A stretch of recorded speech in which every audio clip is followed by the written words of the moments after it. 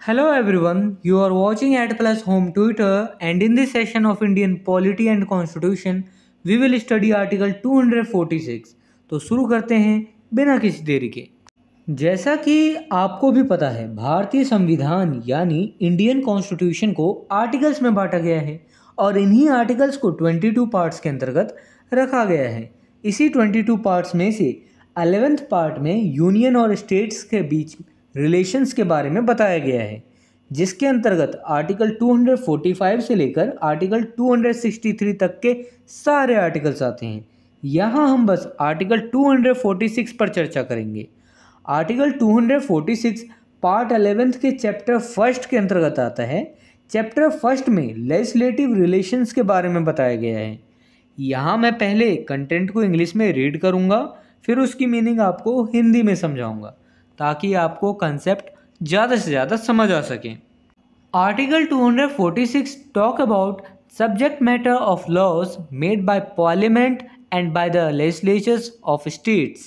Article 246 में parliament और state legislatures द्वारा बनाए गए कानूनों का सब्जेक्ट मैटर यानी विषय वस्तु पर चर्चा की गई है। सिंपल शब्दों में ऐसा समझिए, इसमें यह कहा गया है कि ऐसे कौन कौन से सब्जेक्ट मैटर हैं, सब्जेक्ट्स हैं जिनके संबंध में पार्लियामेंट या किसी सब्जेक्ट के संबंध में स्टेट लेजिस्लेचर या दोनों कानून बना सकते हैं। देखिए, या तो पार्लियामेंट किसी सब्जेक्ट के संदर्भ में कानून बना सकता है, या तो स्टेट लेजिस्लेचर किसी संदर्भ में कानून बना सकता है, या किसी संदर्भ में पार्लियामेंट और स्टेट लेजिस्लेचर दोनों कानून बना सकते हैं। अब पार्लियामेंट आ जाता है केंद्र में, स्टेट लेजिस्लेचर आ जाता है स्टेट में। तो यहाँ पर 3 शब्द यूज होंगे। यहाँ पर पहला शब्द है, देखिए, ये जो है स्टेट लिस्ट, कॉन्करेंट लिस्ट और यूनियन लिस्ट। जो फर्स्ट लिस्ट है उसमें जो है बात की गई है यूनियन लिस्ट की, और जो यहाँ पे जो लिस्ट नंबर सेकंड है वहाँ पे बात की गई है स्टेट लिस्ट की, और लिस्ट नंबर जो थर्ड है वहाँ बात की गई है कॉन्करेंट लिस्ट की। अब देखिए इन तीनों लिस्ट में अंतर क्या है। जो लिस्ट नंबर फर्स्ट है यूनियन लिस्ट का मतलब होता है जिस सब्जेक्ट पर स्टेट जो है, पार्लियामेंट जो है कानून बना सकती है। और लिस्ट नंबर सेकंड यानी स्टेट लिस्ट ऐसा लिस्ट होता है जिसके संबंध में जो है स्टेट यानी स्टेट का लेजिस्लेचर कानून बना सकता है।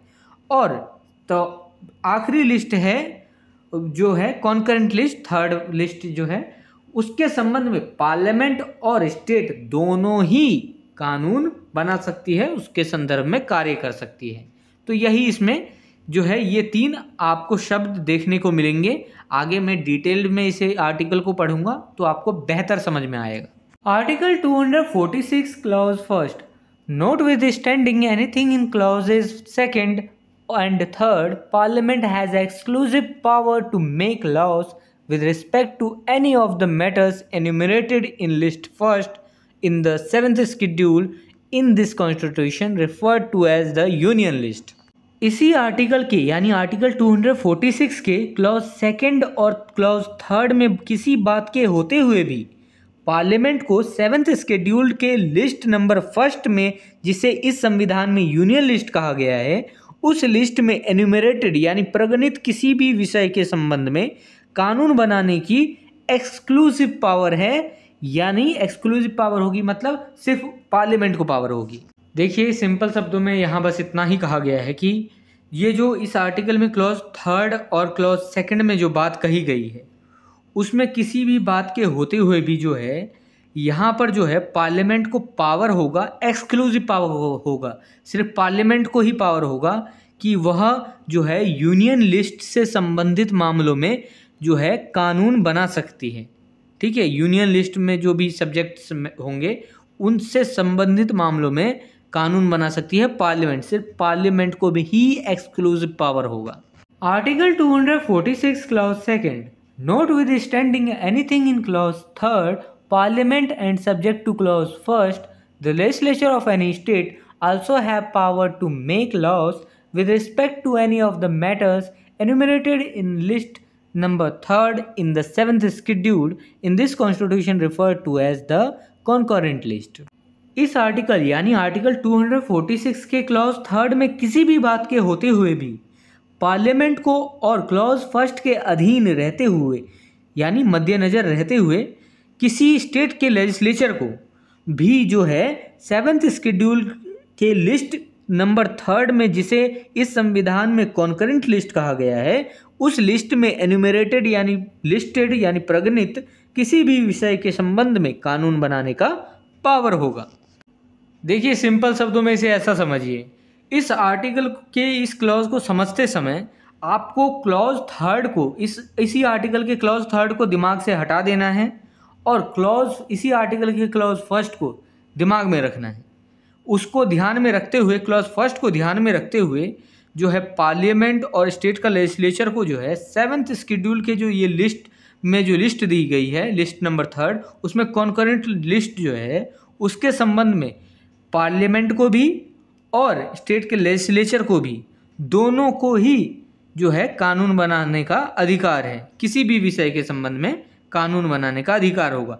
कॉन्करेंट लिस्ट में ऐसे सब्जेक्ट्स होते हैं जिनके संबंध में पार्लियामेंट को भी कानून बनाने का अधिकार होता है और स्टेट के लेजिस्लेचर को भी कानून बनाने का अधिकार होता है।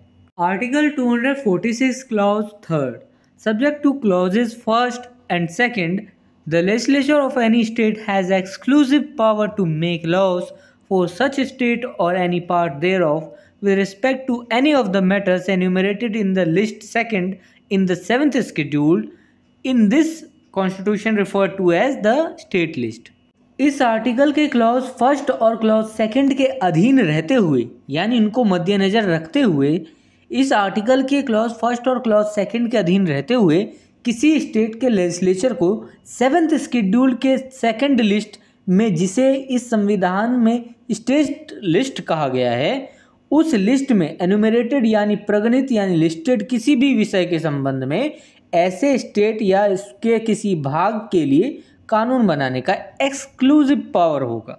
देखिए इस क्लॉज को पढ़ते समय और समझते समय हमें क्लॉज नंबर 1st, इसी आर्टिकल के क्लॉज नंबर 1st और क्लॉज नंबर 2nd जो कि कॉन्करेंट और यूनियन लिस्ट से रिलेटेड है, उनको ध्यान में रखना है और फिर इस आर्टिकल को समझना है।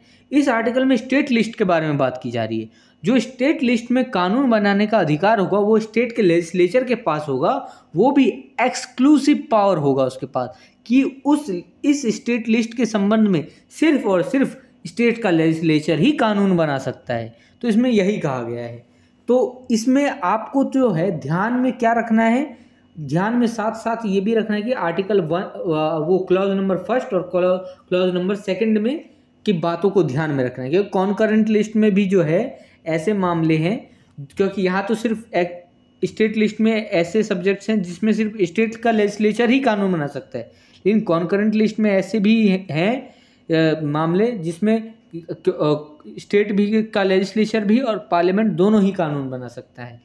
तो क्लॉज नंबर 1st और 2nd को ध्यान में रखना है, फिर इस आर्टिकल को जो है आर्टिकल के प्रोविजंस को इस क्लॉज के प्रोविजंस को यूज करना है। Article 246 clause 4, parliament has power to make laws with respect to any matter for any part of the territory of India not included in a state notwithstanding that such matter is a matter enumerated in the state list.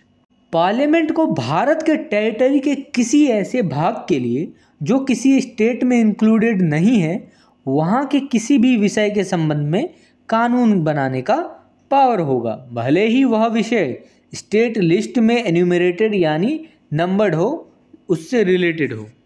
देखिए इसे simple शब्दों में समझिए, एक area है भारत में जो भारत का तो हिस्सा है लेकिन किसी स्टेट का हिस्सा नहीं है, और वहाँ पे कोई एक सब्जेक्ट है जो कि स्टेट लिस्ट से रिलेटेड है, और हमने तो पढ़ा था कि स्टेट लिस्ट से जो भी सब्जेक्ट रिलेटेड होगा उस पर सिर्फ स्टेट का लेजिस्लेचर ही कानून बना सकता है।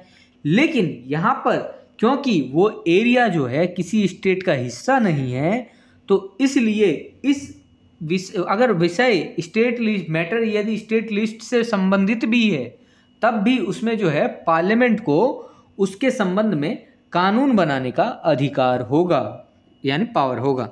If this video is helpful for you, then please like and share this video, and if you want see some more these type of videos, then subscribe the channel and click the bell icon and select the all option for upcoming videos.